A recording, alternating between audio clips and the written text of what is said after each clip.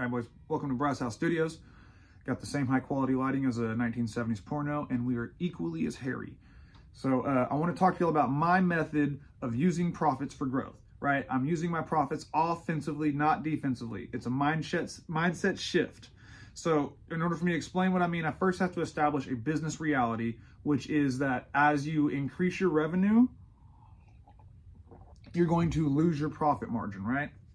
If you're doing 100 grand revenue on and making 20 grand a year, 20% margin, if you want to double that to 200 grand revenue, you're probably still going to make 20,000 profit. You're not going to double your profit to 40 because you're going to have to use that extra profit to buy more assets, to have the ability to do more work. Like, you can't just get more revenue if you don't have more tools or machines or more employees or another location or more vans. You have to get these assets to be able to generate the revenue first. And that's just one aspect. Also, as you grow, you're a dumbass. At least I am. You don't know what the fuck you're doing. So you're going to make a lot of dumb mistakes. Like, I had a lot of theft that I feel like is my fault because, like, it's, you know, now I've got a lot of preventative measures in place to not let that happen, because at first I was like, man, people suck. But then I was like, no, you suck, dude. Like, you need to know people suck and be smart enough to predict that and plan it. So that was like a loss. That's part of that scaling. And so, like, this formula really does work out to where, like, I don't think the formula is exactly like as you double, you go in half, but I think the ratio works out to where if you did have 100% revenue growth, it would basically be about 50% profit loss. So here's where the point of this video is. I use that offensively. I'm flipping that formula. I have this mindset shift of, instead of being like, oh no, how can I keep my profits while I'm growing? Oh, go away, please let me hoard this. I don't have that mindset. I'm looking at it like we're flipping the formula, right? We're saying you can spend profit to buy growth, right? So instead of saying, oh, no, we're saying, hell yeah, we can't wait to get this money in and send it out to buy more shit. Because as I buy more shit, I increase my capabilities. And now it's very difficult on me. It's very stressful on me. I have to be focused like a motherfucker. I have got so many irons in the fire, and it's not easy, but it's working beautifully. I started out as one man, not even a year ago, and I was excited to do 5,000 in revenue a week. I was like, oh my God, this is amazing. This is amazing. I quickly got it to where it was like, we got it to like 10,000 revenue a week after like 2 months. Then I got to where it was like, we were doing over 20 grand a week revenue. And I was like, hey, this puts me in like the $1 million area.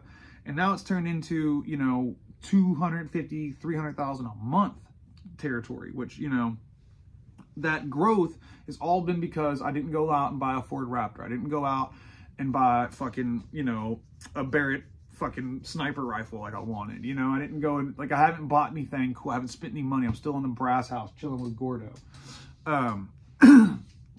Because I'm reinvesting, and it's hugely fruitful. Because right at first, whenever I was like, hey, I'm making like 5 grand revenue a week, I could have said, it's not costing me shit. I was just doing service, right? I could have paid myself probably like 3,200 a week, 3,300 a week. And that's pretty good money, and been like, hell yeah.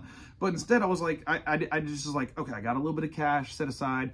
Let me use this money I'm making to invest in growth. And then it turned into, hey, I could pay myself 5 grand a week. You know what I mean? But it was like, let me just, instead of doing that, let me just, you know, stay at like where I'm at, like basically making the same money I made as a supervisor in my other job, reinvested. And then it turned into, hey, you could pay your, you know, now it's like I could easily pay myself 10K a week. That's like, it's totally, that's within the realm of possibility. It's not even, it's a fact, right? And so because I sacrificed, I kept growing my potential, and I'm still not done. I'm gonna keep fucking betting on red, baby. I ain't no bitch. But here's where this is stupid. And this is why this is also dumb, because like I said, I'm young, I got balls of steel, I ain't scared of shit, and I'm fully confident in myself, like fully confident in myself, which is hubris, right? So like a clerical error could bring it all down, and with me just saying, nope, take your profits, send them out. Well, if it all crashes, what do I got? I'm left with nothing, right? So like, it's just risky. This is not sustainable growth. If you don't have like the fucking courage and the balls to do it, you probably shouldn't do it, because you know, you need to be focusing on like maintaining your profits. Because another thing that's bad about my method, and this is bad, and it will personally affect me someday, and this is why it's not sustainable. As you take on certain projects, you have to provide financials, right? And so my financials, like if you're smart and somebody's actually looking at what I'm doing, they say, hey man, this company's scaling. This is a smart fucking business owner. He's not greedy. But like, just on the ones and zeros, we're not that profitable, right? Because I'm buying vans cash. I'm buying, you know, I just placed an $8,000 Milwaukee tool order. You know, I'm about to have like 10 fucking cell phones going out here in a little bit. getting health insurance. All this money's going out. So the profits aren't really there. So like if someone wants to give me a $2 million job, and I haven't done work with them before, I have to first like get tiered as a contractor. And once if I present my financials and show, hey, you only made $200K profit off fucking $4 million in sales, like you're a shoddy businessman, you know? Because my model is not legit. It's like, to me, what I'm calling is like my HGH, right? It's like the steroids phase. I'm going to build this bulk of this company, but I know it's unsustainable and dangerous long-term. But I think for a young cowboy like me and like a lot of people in this trade, it's like, because a lot of us aren't doing this with the backing of a bank. We're not doing this with some fucking, we're doing this off with our own nut hair. You know what I mean? And so if you do have that kind of sand in it and you have that belief in yourself, I believe like just that simple mind shift of flipping that formula instead of saying, oh, as you grow, you're going to lose profit. Flip that, and that gives you a road. It gives you a path to more money, because you can say, hey, at the same time, I can buy more revenue. I can buy it.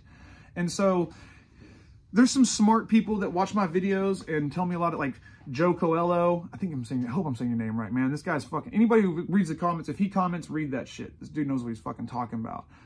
There's a lot of smart people that watch my videos, and I'll probably tell you like that what I'm saying is risky, you know?